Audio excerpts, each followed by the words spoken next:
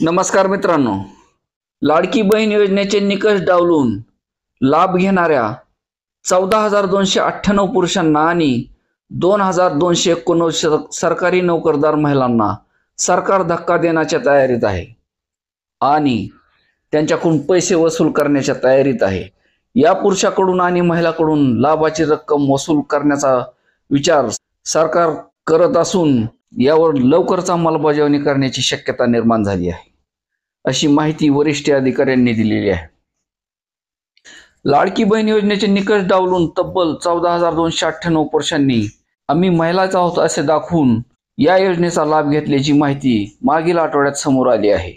10 महिन्यापर्यंत या लाडक्या भावांनी सरकारकडून 21 कोटी 44 लाख रुपयाचा लाभ घेतला आहे.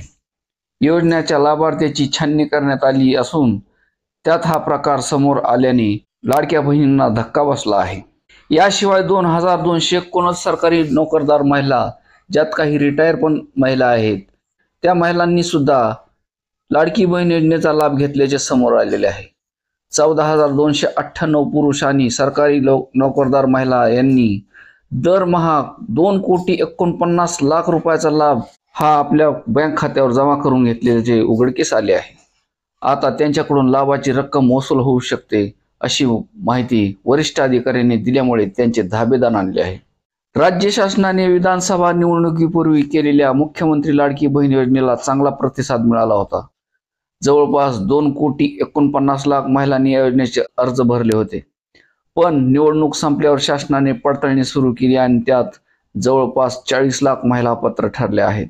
त्यामुळे उर्वरित फक्त 2 कोटी महिलाच या योजनेस पात्र ठरलेले आहेत. याशिवाय नमोद शेतकरी महासन्मान निधी योजनेतील 14 लाख महिला शेतकऱ्यांचा लाभ दरमहा 1,000 रुपयांनी कमी करून त्यांना फक्त 500 रुपयेच त्यांच्या खात्यावर जमा केले जात आहेत. कुटुंबाचे वार्षिक उत्पन्न 2.5 लाखापेक्षा जास्त आहे त्या महिलांच्या नावापुढे फायनान्शियल स्ट्रॉंग कंडिशन शेरा मारून लाभ देण्याचा बंद करण्यात आला आहे. याशिवाय एकाच घरातील तिसऱ्या लाभार्थी बहिणीचाही लाभ बंद झाला आहे.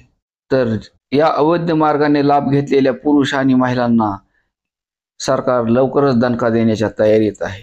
धन्यवाद.